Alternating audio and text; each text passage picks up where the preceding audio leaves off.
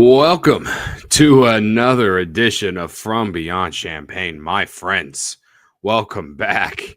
It is a victory, as big a victory we may have ever experienced in the history of this show. It is a victory Friday post Illinois beating Purdue. Oh my goodness. Illinois 88, Purdue 80. I'm just going to be honest with y'all. Before we get into anything extravagant, I'm just going to be honest with you. I was not going to do this if Illinois lost this game. I was not going to do this if Illinois lost this game, at least not tonight. Because if you follow me for other things, because I cover the Cubs for CHGO Sports, you know that right now I am currently in a hotel room in Arizona. I was just happy considering the adventure I had today, getting over to Camelback Ranch to watch the Cubs and White Sox, to then watch that game get rained out and not even play after just the experience of getting over there with all the traffic I experienced. I was just happy to make it back to the hotel room in time to watch the game. And the entire time in the Uber on the way back, I had anxiety about this game. I did not feel good about this game because maybe it's because I'm consuming too much other college basketball content, and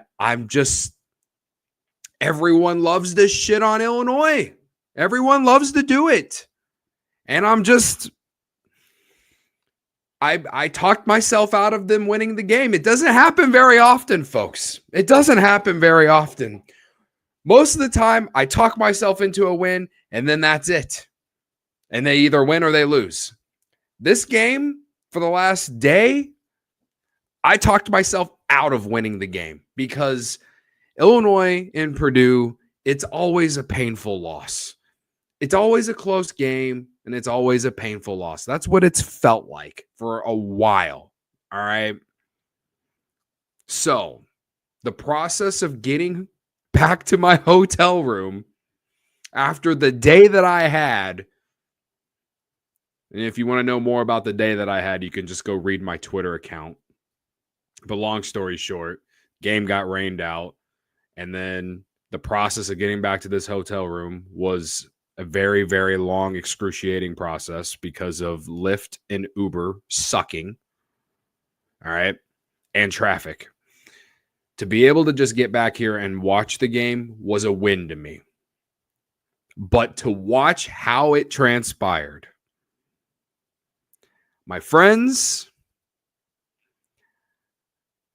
I don't want to say it.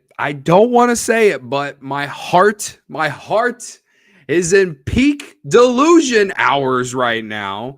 And I'm saying Illinois is so back. We are so back, man.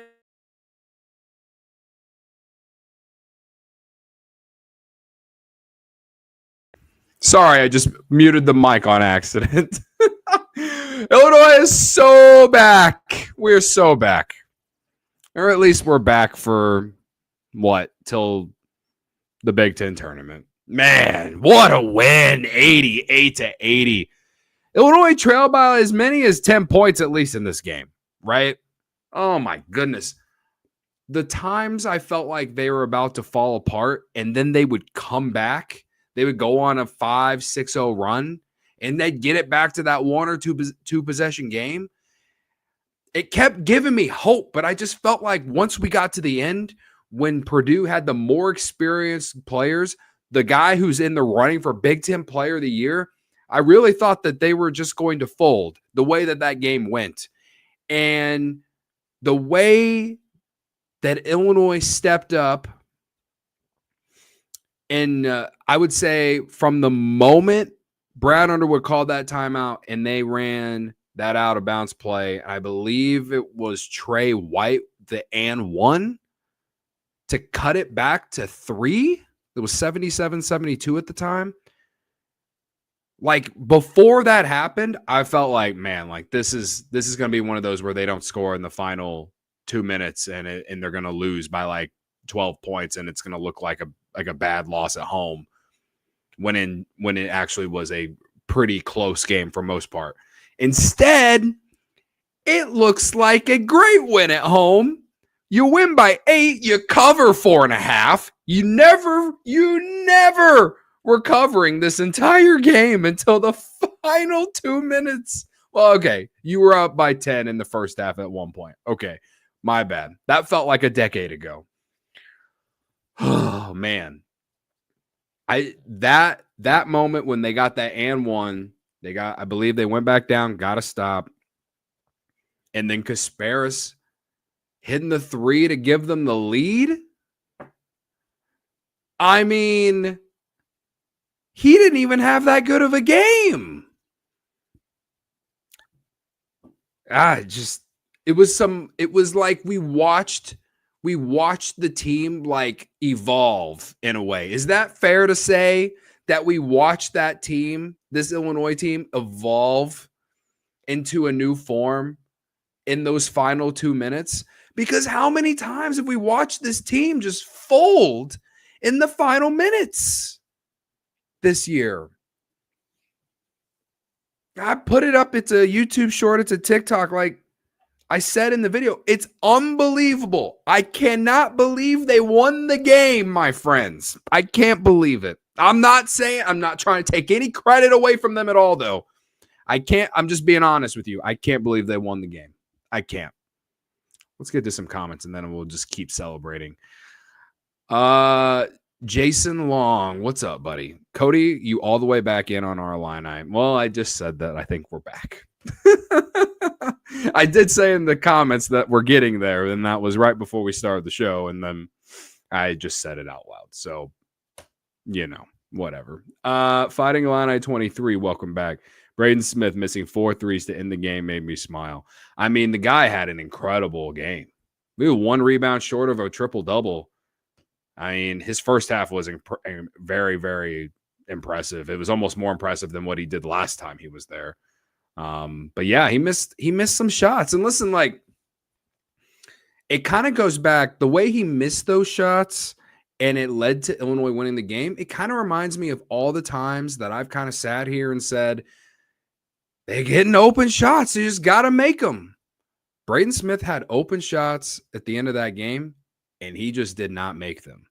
So I can either give Illinois credit for, I guess, maybe tiring him down, or maybe he was tired from carrying the team outside of TKR.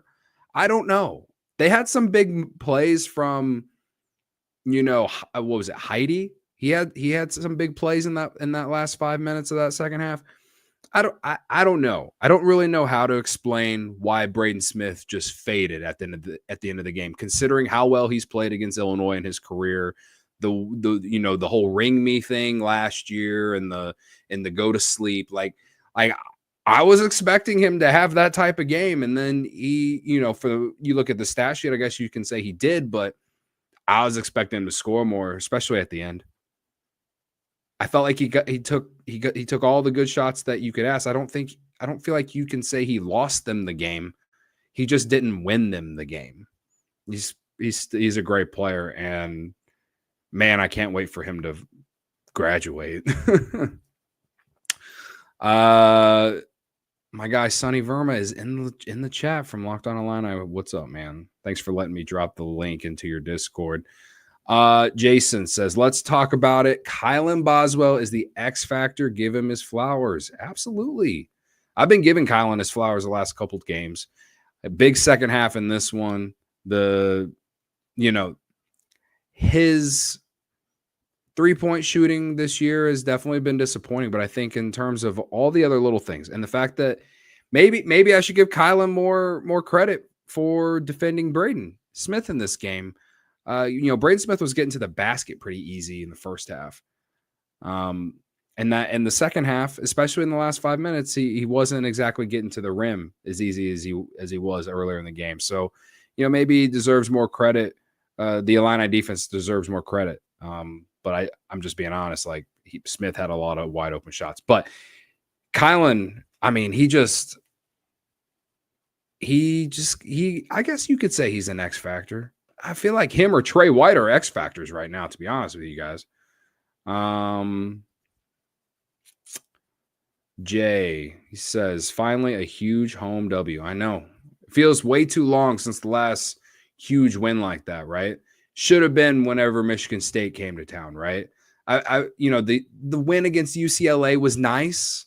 I mean, you were 6.5 point favorites in that one. You're 4.5 point favorites in this one. How much different is it? Purdue's a better team than UCLA. That's for sure, right? And they're probably better than number 18 in the country. But you lose 4 out of 5, you're going to fall back in the ranking. So I think Purdue felt good coming into this game. They beat Rutgers by 1,000 the other day, and they are also coming off a win against UCLA. And you just took away I think they can't get a double bye in the Big Ten tournament now.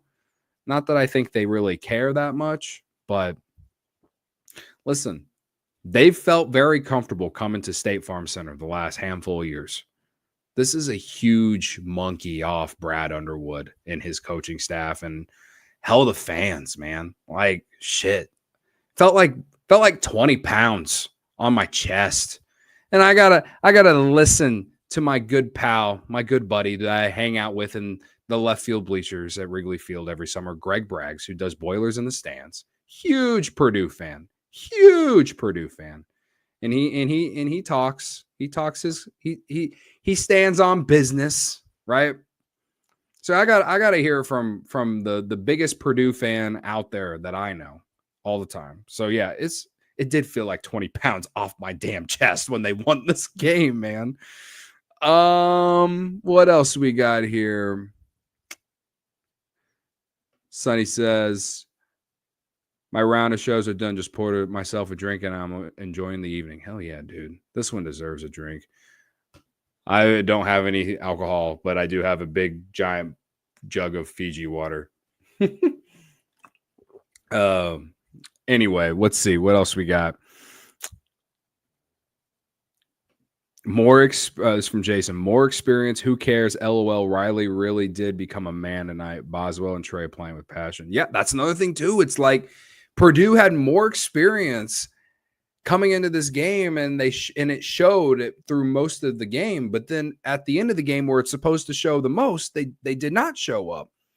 And what about Benham Rickhouse guarding TKR and doing better than what Tommy did?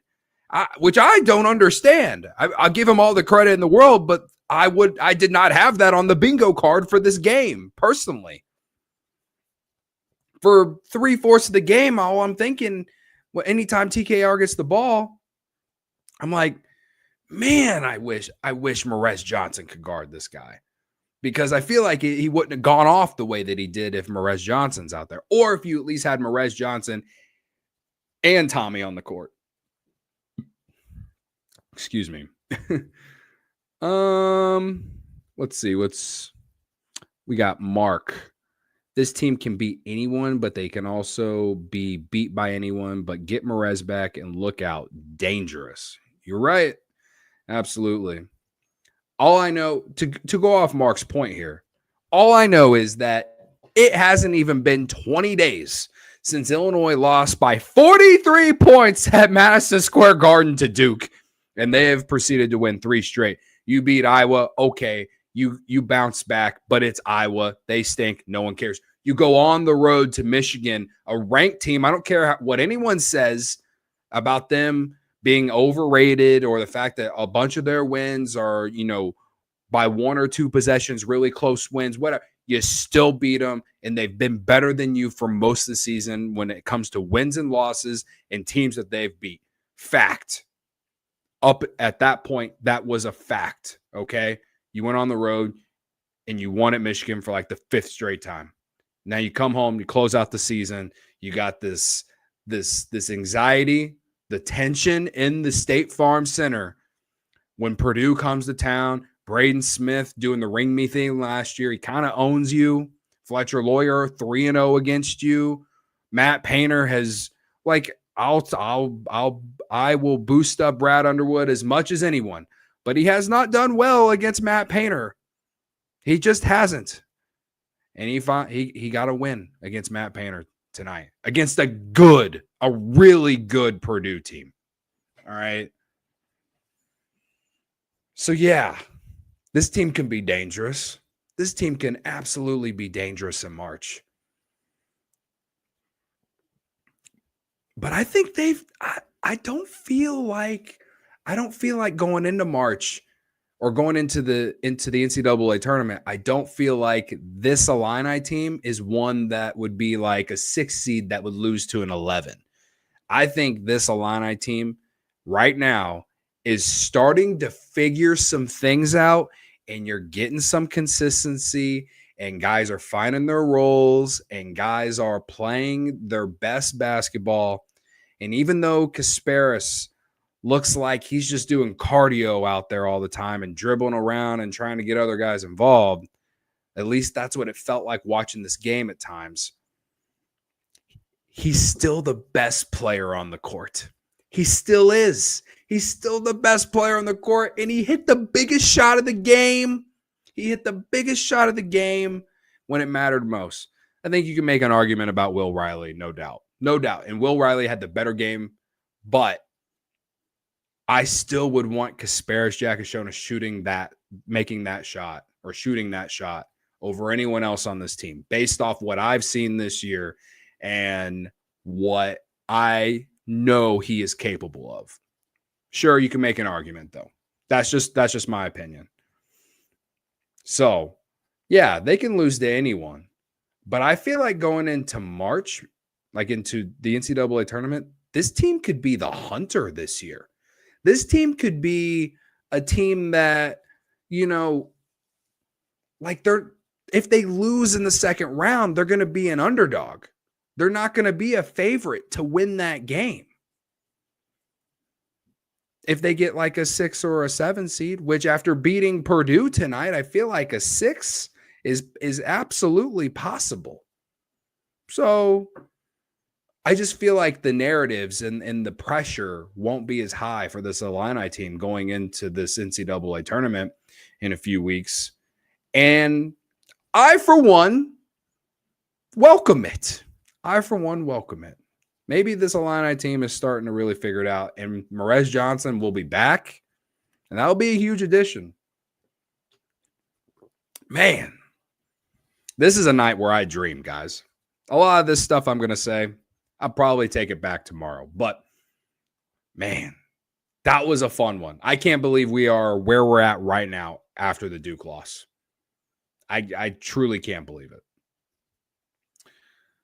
Carson, I said in the Locked On Illini chat that this team is a version of the 2019-2020 team, not the 2022-23 team. Ooh, big brain. I kind of dig it.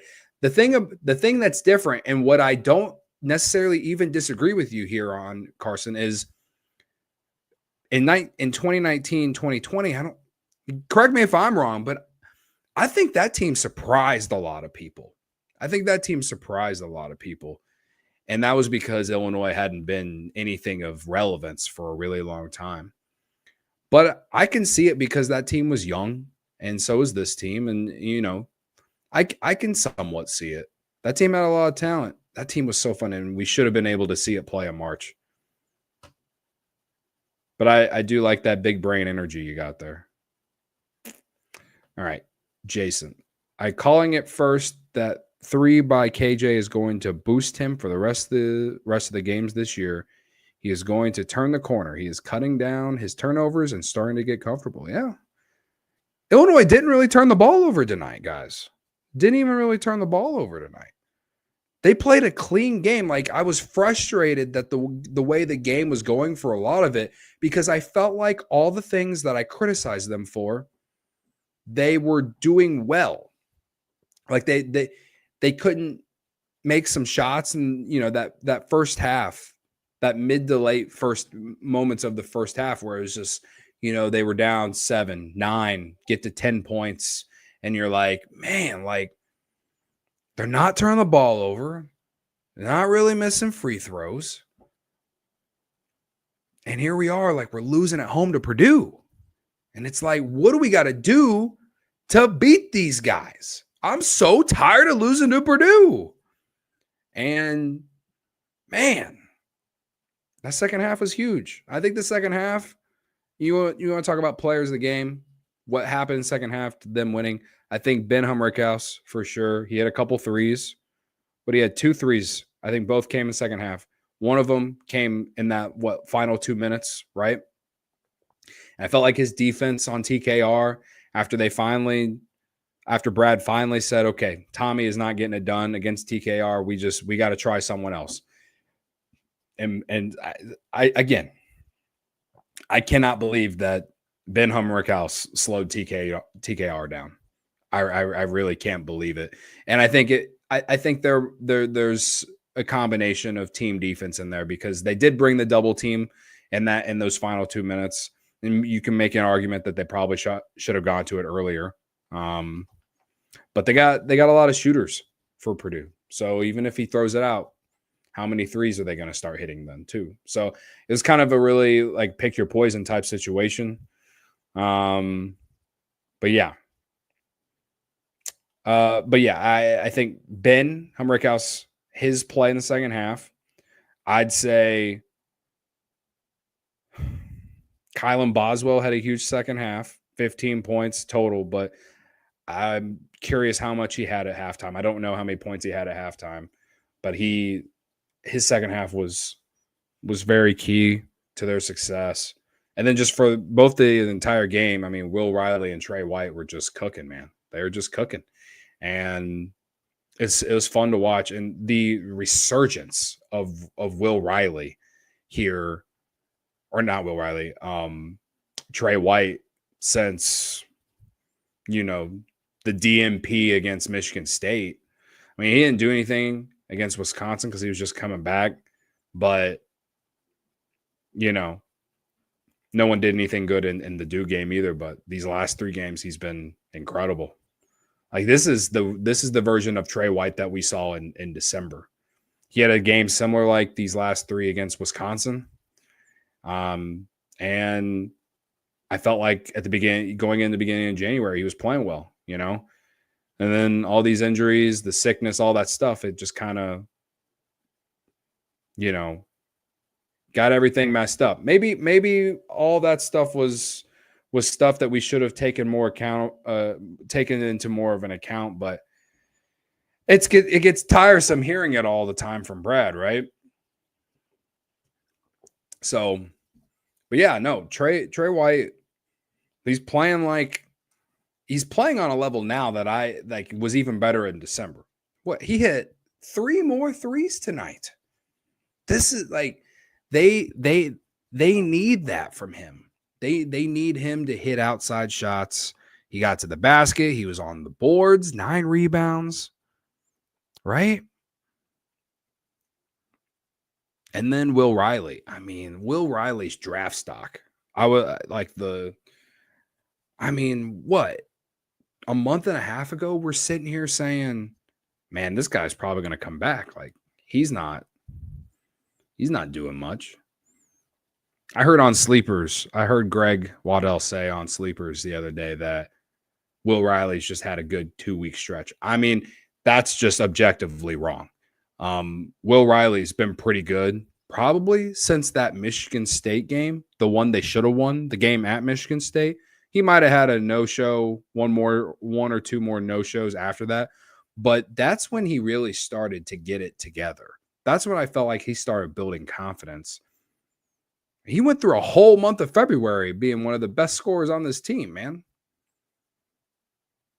And he's really blossoming now, and you can see it. And he's a really special player, man. He's going to be really fun to watch in the league. But I'm going to enjoy whatever left we have of him. I can't believe we've gone from, he's most likely coming back for a second year to, wow, like this guy's getting drafted. But 22 points, 4 assists, 2 rebounds on 7 of 14 shooting. I mean, pretty impressive in this magnitude of a game, Yeah, and then you talk about Trey White. Like I said, 20 points, 9 rebounds 1 assist. That's a really solid stat line as well. I thought Ivasic offensively had a great night. 14 points, 6 rebounds, 3 dimes. He had a couple nice passes, especially in the first half, to get Illinois' offense going. He just defensively just wasn't getting it done against TKR. I really didn't know what they should do to change things up, except maybe bring a double team or try someone else or something, man. Like it did feel like one of those things where Brad's in-game adjustments were, the issues that he has with that were showing. But despite it, they were in this game for all of it. And so I can't beat him up too much for it, especially since you won. And again, I really wonder how things would have been for TKR if Merez Johnson was in this game as well. But that is what it is. You can also just give the guy credit. He's been a really solid player for them all night or all year. And it's not like some rando went off against you. Mr. High Knees, the ref, I felt like it honestly was a game that he didn't piss me off as much as he has in the past. I think it's like a normal thing where I feel like I see everyone complaining about the refs every game on social media or even in the Locked On Illini Discord. I try my hardest to not blame the refs. The worst call of the night for sure was the foul on Kasparas. I think it was on the Fletcher Lawyer 3. That was undoubtedly the worst call of the night. But I actually enjoyed most of the game in terms of how the refs called it. I felt like it was really well officiated in the first half. Second half, I had some concerns or some eye rolls, especially early in the second half, because I just get so tired of fouls that are called on like loose balls, And then again, the Kasparas one, that was just terrible. He got, not only did he get all ball, but like if we're counting the follow through there, then like how many times are we calling a foul on that? I was undoubtedly waiting for that game for Illinois to lose by 3, just so I could be even more mad about it. And I'm glad that I don't have to do that. I'm very glad I do not have to do that. So overall, when you look at this stat sheet, I'd say second half players of the game for sure, Kylan and Benham Rickhouse. Will Riley and Trey White are just the players of the game, in my opinion, for this one. And then Kasparas, 10 points, 7 assists, 3 rebounds, a solid stat line for the most part. He shot 3 of 10, so he didn't shoot well. He got guys involved, and he didn't turn the ball over. That's the biggest thing to me. He had 2 turnovers tonight. So we need more. That's for sure. Illinois needs more if they're going to actually make a deep run.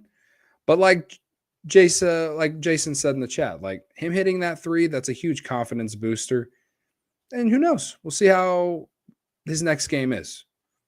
We'll see how this Big Ten tournament bracket shapes out and see if he gets a good matchup and see if we can carry over some momentum. I sure as hell hope, because I think if they're going to have any chance to, get to a second weekend or more, he's got to look more like November, December Kasparas for them to really be a threat. But it certainly helps that a lot of other guys on this team are really taken off. And I'm talking about Will Riley and Trey White and Kylan Boswell. And of course, you'll get Merez back at the start of the NCAA tournament too. What else we got? Jay says, at least Brad made the adjustment with around 3 minutes left to finally start doubling TKR and make someone else beat you. It paid off. Yeah. At least he did it. Yes. I felt like he could have done it earlier. There was a couple possessions where there was a mismatch. One was on Braden Smith where Ivasic was guarding him at the top of the key. It was like in a transitional type situation, but they slowed it down and it got to a point where he just like, yeah, I'm going to ISO this guy, which he ends up getting a layup. A few plays later, it ended up being Humrickhouse on Braden Smith, and they decide to go to TKR, who had Trey White on him, and he ends up just getting an easy layup. And on that second play, there should have been some sort of double team or something. Someone had to come and help there, and no one did. No one recognized that at all. These are things that I feel like we have seen all year, and I'm like, when are we going to change that? You know? And a lot of those things lead me back to the point of what I said at the beginning of this podcast, saying, I can't believe they won the game. I feel like, is it bad for me to say? And just, there's this little part of me that feels like Illinois won the game, but Purdue like gave it away. Like, I don't know. I don't want to take any credit away from Illinois. This is a huge win for them. And I felt like they made the necessary plays down the stretch. But there's also this small part of me that just feels like Purdue just gave this away. They were like, we don't want to win this game. Take it. We're tired of beating you. You can beat us for once. And there's this very small part of me that feels that way.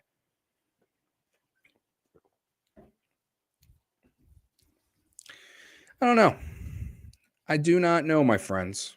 But all I know is for the next week, I get to at least have some hope, some optimism. You know, I think after the Duke loss, we were just in a very sad. We were in a very, like, we had reached the rock bottom of rock bottom. You know what I mean? Against Duke, we had reached rock bottom of rock bottom, and it was just like it can't get any worse. You know, it's like, oh, if you lose to Iowa, then you're gonna lose out, and hell, you might not even make the NCAA tournament. But even if they beat Iowa, no one felt like they're going to beat Michigan or Purdue. I said on this show, State loss. After the Michigan State loss, I had my good pal Sam Olber on here. What was it? Yes, Sam Olber on here, and we went over the last 5 games, which was Wisconsin, Duke. It was after the Wisconsin loss. So that meant we had Duke, Iowa. No, okay. It was definitely 5 games. So definitely the Michigan State game. Sorry. So we went over the last 5 games, and I said that they needed to at least win 2. Illinois said, "Hold my beer. We're going to win 3." It was in a very weird path, and one that I did not expect, because I still had optimism they could beat Wisconsin, but that was before I knew that Morez Johnson was going to be out, and maybe I was way too delusional about beating Duke even at that time, but whatever. They ended up winning 3, and I would say one of those 3, there's nothing anyone can say about, oh, they're not that good, or, oh, they have a bunch of close wins and they're a little overrated. You know what I mean? Like, Purdue is a really good team. That's a huge win. That's your best win of the season, undoubtedly, in my opinion. In terms of just maybe even building your tournament resume, or just, I think for morale, if anything, for morale, beating Purdue is your best win of the season. You beat Oregon by 90, great. Nice, right?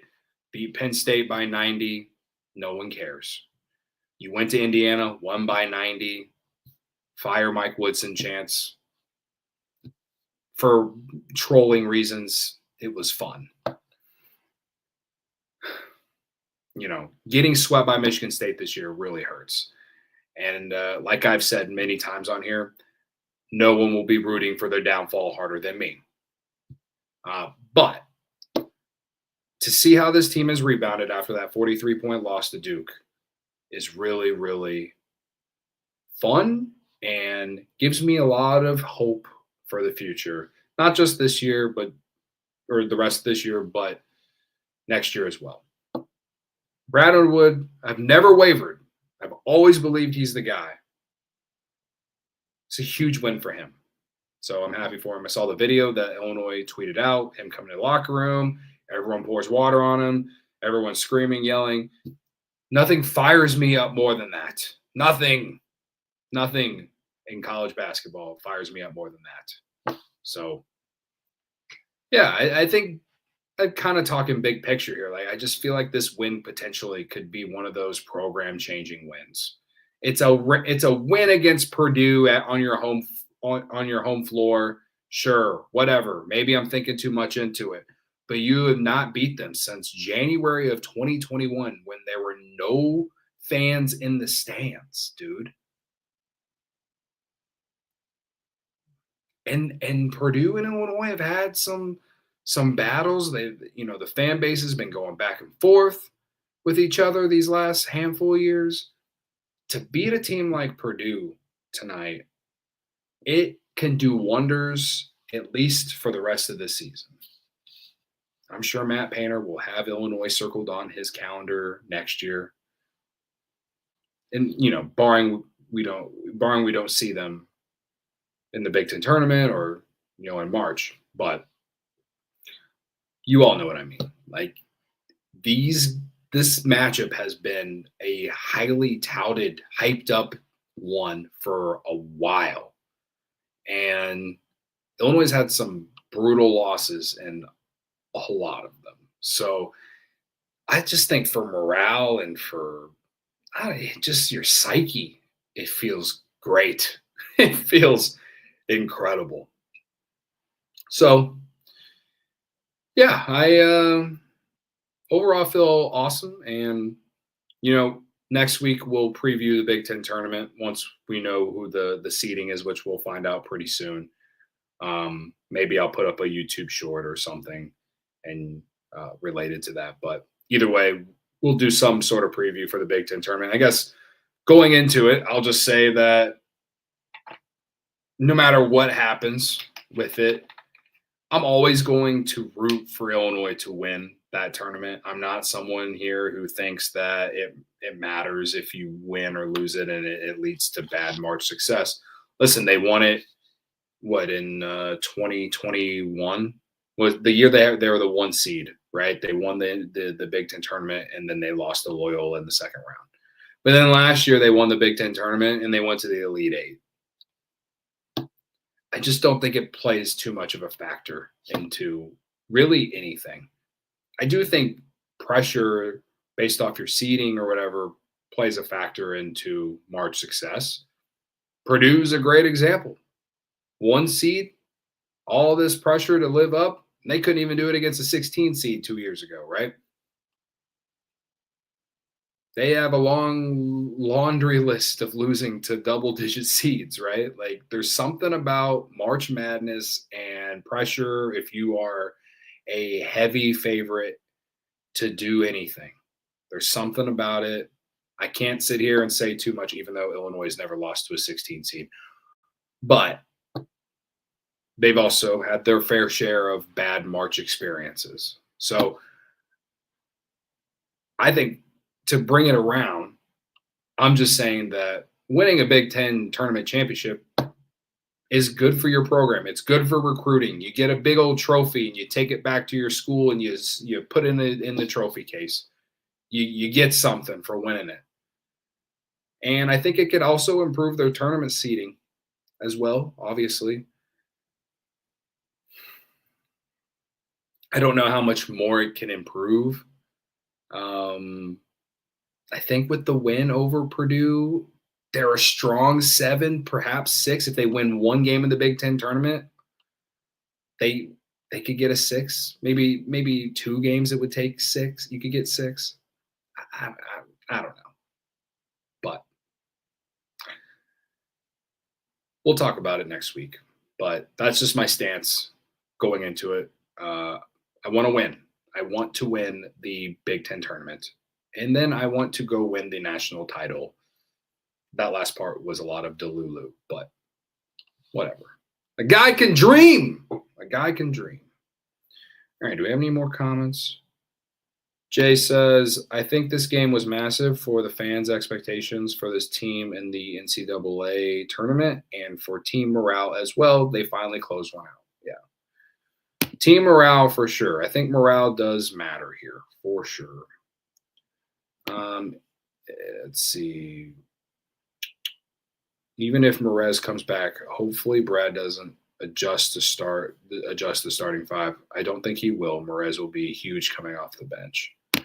Yeah, I think considering he hasn't played, right? He will not have played, and when he comes back, like he's going to be entering at the most important time. It's not like he's going to have a game to like get under the belt and, you know, Brad can just kind of do whatever. Like I would expect him to come off the bench as well. And yeah, if I'm Brad Underwood, if this lineup is leading to wins, I'm going to keep doing it. Yeah.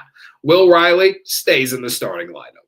Ben Humberkaus stays coming off the bench. Yes, absolutely. All right, y'all. I never said this, but if any of you here could hit the like button before we get out of here, if you could hit the like button, I'd appreciate it. And also, I think the internet did me well here. So shout out to the Hyatt Place in Mesa/Phoenix, Arizona. What a fun memory I'll have of this game sitting in my hotel while I'm out here for work. But Illinois wins 88-80 over Purdue, and it was absolutely delicious. I could just eat it up like cake. This game was awesome. And I had a lot of fun watching the end for sure. And we'll see what happens, man. We'll see what happens. But I am excited to watch it. And I think at the very least, there's interest going into this NCAA tournament, and I'm excited about that. All right. So hit that like button, subscribe to the YouTube channel. Links to Apple and Spotify are in the description if you want to listen to the audio version, or if you're more of a podcast person on the audio version. Yes, they're all there. So I appreciate everyone's support. Any new listeners tonight, I appreciate y'all's support. I will be back next week to preview the Big Ten tournament. But until then, from Phoenix, Arizona /Mesa, where it weirdly rained today for like the first time in a year, I was told. ILL.